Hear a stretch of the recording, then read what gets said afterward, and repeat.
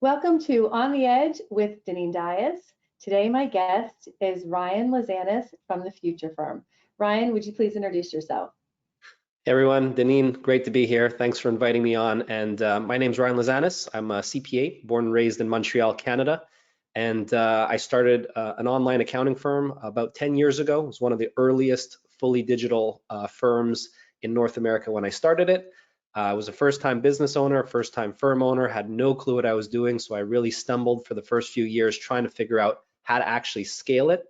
Ended up piecing the puzzle together in a way where I took it from scratch all the way to acquisition over in a 5-year period. And at that point in time, I realized I wanted to start Future Firm to help other firm owners create a modern, scalable, systematic firm that simply gives them a better lifestyle. And it was the resource that I wish I had when I had my firm. Someone to lean on, a resource to lean on, and Future Firm provides all kinds of free, practical, actionable content through our blog, podcast, newsletter sent to over 7,500 firm leaders globally who just want free tips and tricks sent to their inbox. We also have an online coaching program called Future Firm Accelerate, launched last year, which now has over 600 amazing members in the community that get all kinds of training to help them create a more systematic, scalable firm. They get coaching and they get access to a community of like-minded firm owners. And really the gist of Future Firm is just, once again, to provide firm owners with a way on how they can create a better business model for themselves, how they can better standardize their model so that they can scale it. And I've been looking forward to talking to you because I've gotten to know you a lot through this last year since I've been at Botkeeper. And I think the way you're coaching firms or talking to firms is so necessarily needed. And I know that you're great at marketing, you're great at automating. The thing that you focus on the most is that scalable model, right? The standardization. So can you share more your thinking around how firms can start doing that right away?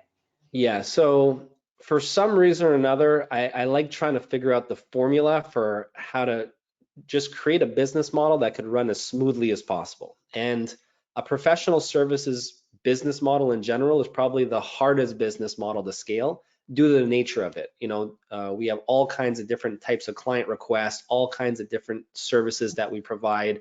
Clients want their work done in different ways, shapes, and sizes. So it just say they're unique, right? But it's still exactly bookkeeping or accounting. Yeah. Correct. So it just creates an operational mess. So what I want to do is look at how can we standardize as many elements of the business model as possible.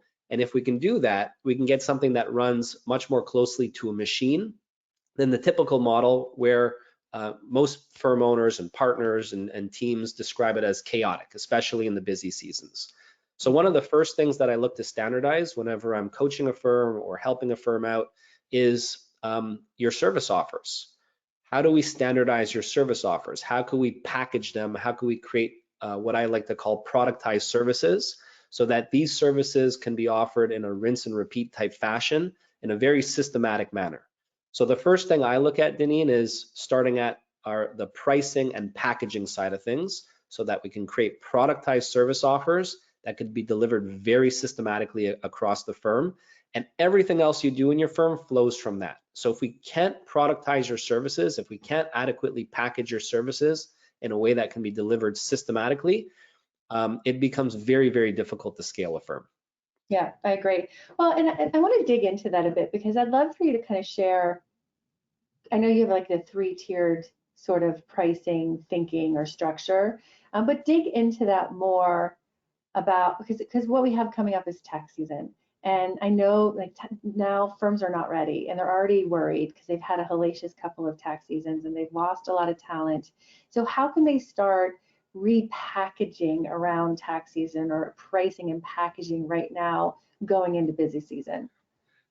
Yeah, so it's a very good question, and there's no one way to do it. But what I like to teach firms is give our clients choice on how we can get the work done in 3 different ways. So we have a bronze. When we typically see productized services, we typically see it in a bronze, silver, and gold format, which I'm a big proponent of.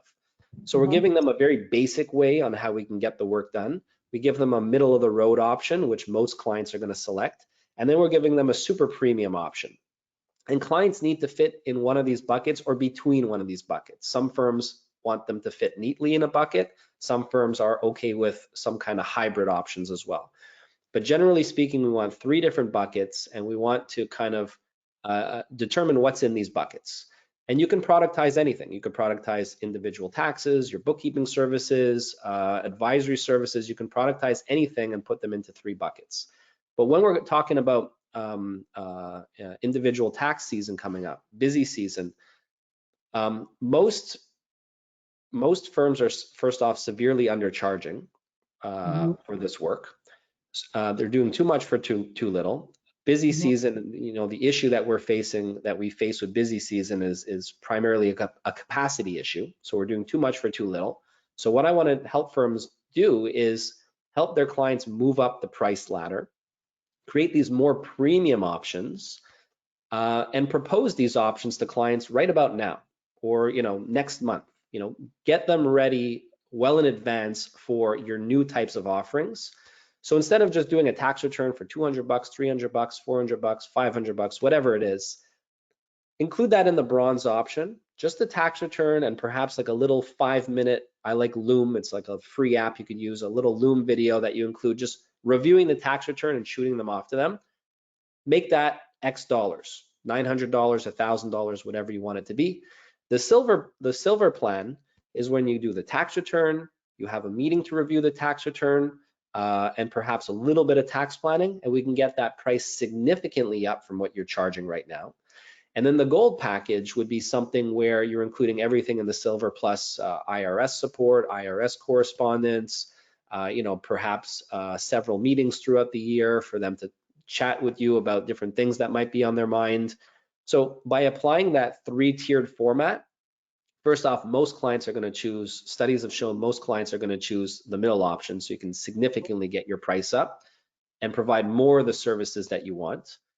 A bunch of clients are not going to want to continue forward because your prices have gone up across the board. But because we have a chunk of clients either selecting the silver or gold plans, what we've done is we've actually maintained your revenues or even increased your revenues while saving capacity.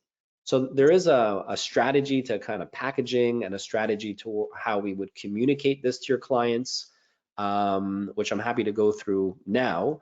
Or we can do this another time. But no, I think it's really good because I think firms are, like I said, they're already stressed out, right, about next year. They've lost talent. They can't hire enough people to get the work done. They don't know how to ramp up for busy season. And I think you've got some great ideas of ways they can reach out to the clients now saying, hey, we're changing. We're changing the way we're working. We're changing the way we're working with you. We've got some new bundled offerings that we want to propose to you. So go ahead.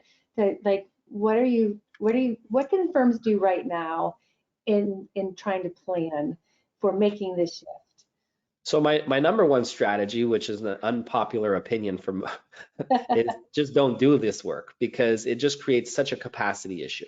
You know, it just creates like, you know, a couple months of the year where we just need a ton more capacity and then we just dwindle down from there. So I just don't like doing that work, truthfully. When I was running my firm, I would just do it for our corporate clients that were on recurring packages, and that's it.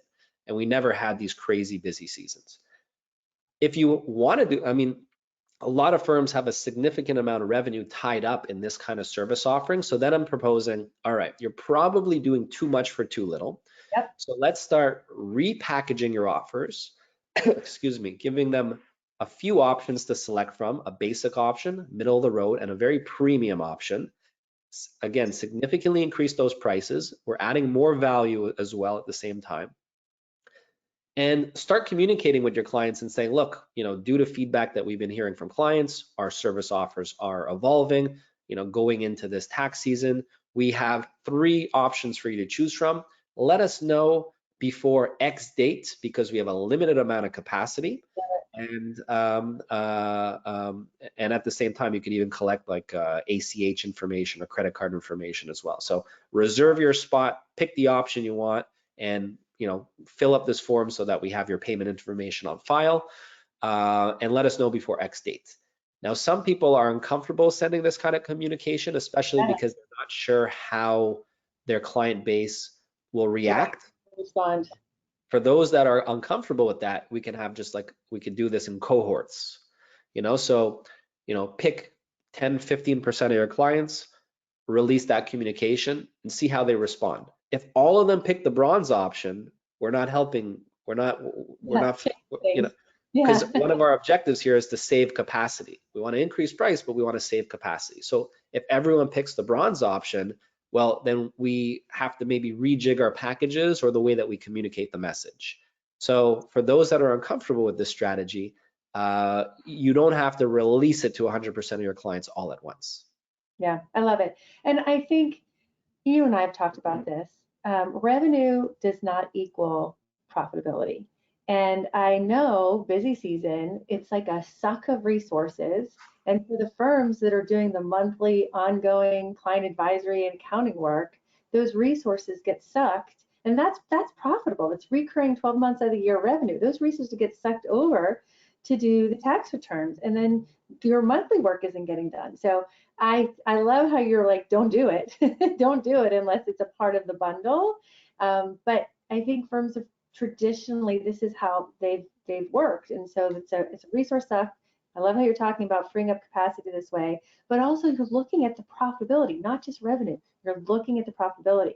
So I'd love for you to share like some successes that firms that you've worked with, like what are they seeing when they start shifting to this pricing and bundled standardization and methodology? I mean, this is the number one thing that, my Future Firm Accelerate coaching program coaches on, how to generate an inbound marketing engine so that leads are coming your way, how to sell and price and package your services, how to find talent and land them in this day and age. It deals with all the elements that are required to create a business model that can scale and that can give you a great lifestyle. The number one thing that that I nudge new members towards is packaging and pricing, and it's the Mhm. number one thing I'm seeing the biggest impact make on these firms. So 2x, 3x, 5x their pricing, significantly increase their profitability, save time.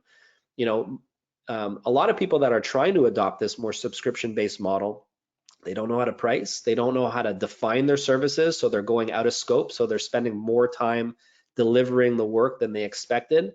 So there's a number of things that we need to look into, but a lot of the success stories that we're seeing very, very early on in the program are the ones that have significantly increased price, significantly increased profitability, while also saving time due to better scoping and defining their actual deliverables. Yeah, I love it. I think it's hard, but what I'm hearing you say is you kind of coach firms to start, with 10% of their, maybe the worst clients or the clients are their biggest drain on their resources, right? Which I think also staff appreciate because you're showing that you're loyal to your staff too, not just the customer. And then once they practice with the 10, 15% of their clients, they're probably surprised at how they're either willing to stay at the new price point or want more services from the firm, want to work with the firm in these newer ways. So they're probably surprised. And then after they go through that 10 to 15% of their client base and they get more comfortable with it, they see some success, then do you see them get more aggressive? In terms of the Pricing, price increases yeah, for these like personal tax clients, or just yeah, the I whole, mean, sometimes some firms are too aggressive when they release this pricing and they get too much pushback. That's why I suggest to go on a cohort basis. yeah, If you're getting too much pushback, then we have to relook at our pricing, relook at our packages, relook at how we communicate that message. And then sometimes we have to actually bring prices down a bit. But in most cases, that's not, a lot of the times it's a confidence issue of yeah, we don't know how the client is going to react if we come up with these much higher prices. That's the beauty of three options, yeah, is we can have a very basic option that clients could fall back on. But we right, give ourselves the opportunity to move up the ladder when we provide them with the silver and gold. That's what's usually lacking at most firms, is we don't want to upset the client. We don't, and therefore we don't give ourselves the opportunity to move up the ladder. right.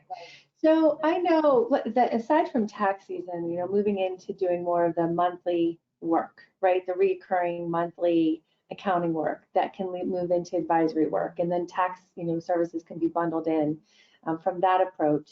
I know you had some experience with when you were running your own firm on how you came in thinking you were going to do it, and then how you ended up doing it. I'd love for you to share Yeah. that story. Yeah. So there was a lot of ideas that I had initially on when I started my firm, and my idea was I never wanted to touch the bookkeeping. And I thought like all these systems were so easy that we could just train clients to do their own books, and that we would just do the tax compliance, tax planning, and we included virtual CFO services in every single one of our plans. So all clients had to have a budget with us, all clients had to have advisory calls with us. So we gave them all this great stuff. The problem was when we got to month end or quarter end and we were ready to deliver the budget or these advisory calls, the clients didn't do their books well. They didn't do it at all, or it was coming to us late, or all of the above. And it was just, we were selling them something and they were paying for something that we weren't able to provide maximum value for. Like how can we provide a budget if your information is All wrong. wrong That, or incorrect or old? So that's when we made a 180-degree turn and said, okay, we want to give our clients an easy, pain-free accounting experience. We want to provide all kinds of advice, and that relies on having accurate, timely data. So very early on in the business, we said every single client that we work with needs to take bookkeeping. That allows us to control the timeliness and accuracy of the data year-round for all of our clients. That actually allows us to create a pretty systematic business model because all clients were on the same accounting software, all clients were onboarded in the same fashion. We controlled all the data on a month-to-month basis. That meant we were in control of when all the tax work went out the door. Plus, we'd be able to add advisory service and more easily upsell on advisory services whenever we wanted. So whenever we had excess capacity, all we'd have to do is just go out to our client base and say, hey, we have all this data, we can advise on this. Let's add some budgeting or some cash flow services or KPI analysis and all kinds of stuff like that. So we did a 180-degree turn where we mandated bookkeeping across the board, no questions asked. Yeah, I love it. Yeah, and yeah, actually, I'm in a hotel room. I'm in Atlanta, and I had a firm visit this morning, and I was talking with the gentleman who's CFO at the firm, and he's building out that CFO advisory part of the practice. And similar to you, he said he doesn't really want to do the books, so he has his clients do that, and then he meets with them once a month or once a quarter. And he shared the same struggles. Is like this one client he's going to see tomorrow, the controller is not getting it, so he spends his time with her fixing everything, and he's getting paid for that. Instead of advising to fix with the controller to get the stuff accurate. And so, I know you and I are very aligned in the thinking of that in this space. The firm really needs to control the people, the process, and the technology in order to do the controllership and CFO services. And clients are coming to you because of your expertise around all three. The people using your talent, right? The process, best. You do this over and over again. They're just doing it one time. You're doing it with lots of clients. And so automating that, standardizing that, packaging that, pricing that is where firms really need to I think, focus. And in that process, they're becoming a part of the client's practice, right? Not just a CFO that pops in once in a while. They're really driving that business forward, really able to help the client analyze their data and grow their business profitably. But I know firms struggle with this. So, again, I'd love to hear any insights that you can share on what firms can do now to really start changing, to making that shift to be that future firm. Yeah, again, the number one thing is really the packaging and pricing strategy. That's the number one thing because everything flows from that. Most firms like initially come to me or initially come to Future Firm, the first thing they have on their mind is automation and technology. But if you have a million different ways to do something, yes, and you have a million different processes, and how difficult does that then become to streamline and automate? Because technology is there to optimize an already existing process. So if we have like a million ways to do a tax return, and if you have like clients that use whatever accounting system they want, and they're the ones dictating the process. Your firm can never become streamlined. If Yeah. if that's a goal, if that's a goal for you, which it is for most firms, they want a smooth running operation. So I that's think why I'm it's saying you have to dictate the process to the client and dictate all these different variables. And I think that's the fastest way to profitability. I mean, I've talked to firms that pride themselves on, oh, we don't dictate to the client how it needs to be done. They pride themselves in that they can customize for clients and they can be flexible for clients. I'm like, wait a second, that's not profitable. You are killing yourselves, right? Yeah. To do it the client's way, which a lot of time isn't the right way. And you know what's best. They're coming to you for that guidance and advice. But it's really, I think, I agree. It's the fastest way to profitability is, I love what you say about productizing, right? Creating new products, not just a tax return, right? Creating a product, productizing what you want your bundles to be, and then pricing it. And that standardization and the automation and the technology all go hand in hand. But I will tell you, we struggle with this at Botkeeper because when we start working with firms, they think that with us, there's a button to push and it all just magically Yeah. works. Yeah. And I say, oh, man, there's no button because a lot of these firms, we have to guide them and advise them on how to have like this standardized practice. They have, every client is so drastically different and they struggle when we onboard them because we make them put a playlist in place. What is the client doing? What is the firm doing? What is Botkeeper doing? Firms don't want to spend that time with us putting that Yep. process in place. Ones that push through with us and do, then they see the lift and then they see why Yeah. we have to focus on that playlist. So go ahead. I'm sure you have a lot of And thoughts it's around not just, and like the one thing that's a very important theme for myself, for future firm, for students that I coach, it's not just about profitability actually. Profitability is important, but it's about our sanity as well.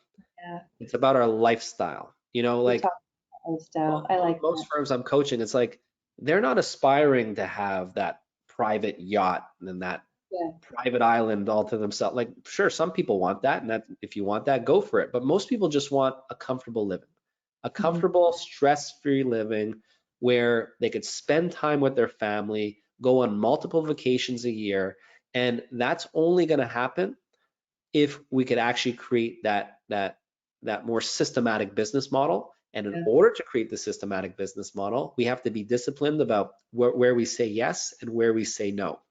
A lot of firms lack that discipline where they just kind of accept anything, Yeah. and that just leads to chaos. Yeah. Well, and I think you're right. It's not just the profitability. They care about their customer. And I think that's why they're bending over Yep, backwards, that is trying, true. the way the customer That wants. is true. But instead of saying, I know that's what you think is best, but trust me, I know what's best Yes, for you, and guiding and correct. advising them, not just doing it the way the client wants it done. That is spot on. And that's really the point of a productized service or a packaged service, is to be able to curate the experience that you want your clients to have, right? Like you're putting different services and features together in a certain kind of way in your packages where you say, if you take this bronze package, this is the experience and results you're going to see. You have to follow us. You have to trust that this is the best path forward for you. Same with the silver, same with the gold. So that's the point of a productized service, is to curate the experience and define the result that we want them to have after they receive everything in that package. Yeah. Well, I think on top of the helping the customer, but that's also better for the team because the team Absolutely. knows what's in the packages. And Yeah. the team knows when the client is asking for something outside the package, Yeah. oh, you want our gold, or you want our platinum, or you want to move up from bronze. I'm hearing you. You're ready now. You weren't ready when you started with us, but the questions you're asking, that's a different package. And now let's sit down and start talking about that package. So you're making it easier for your team too when you standardize and you have these kind of preset packages. And in a world where capacity is an issue for firms, you have to think about your team as well, not just your customer. Yeah, that's, I mean, it all flows from that, your client's happiness, your team's happiness, your own happiness, the profitability of the business. It all flows from your offers and how we structure your offers and how we price them. But yeah, I mean, in a day and age where it's extremely difficult to find really good people and keep them, Yeah. we want to make sure they're happy. We want to make sure they're, you know, they're not overworked. We want to make sure that the business is running smoothly, that we can onboard clients easily, get them into the routine easily. And yeah, again, that just flows from your packages. So I'm watching the time. We do have 5 minutes left. I wanted to just see, Della, is there any questions from folks for Ryan? Because I think we're hitting on such hot topics. I'm just curious to see if there's any questions for him. Currently, there aren't any questions, but if you'd like to drop them into the Q&A section, that would be great. That'd be great. And then Ryan, I mean, I have become a big fan.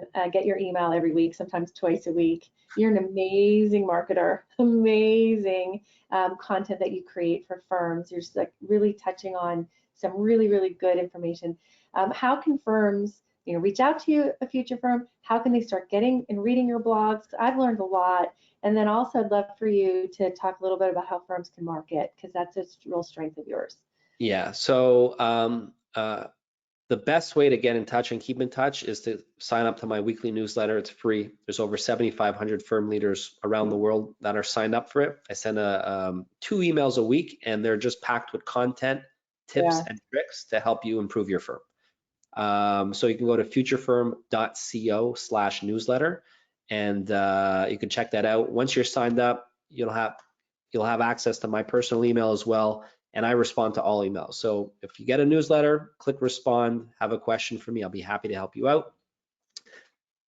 When it comes to marketing, you've asked me a loaded question here, Deneen, and a lot of my marketing experience, as a CPA, as an accountant, most of us have never been trained in marketing.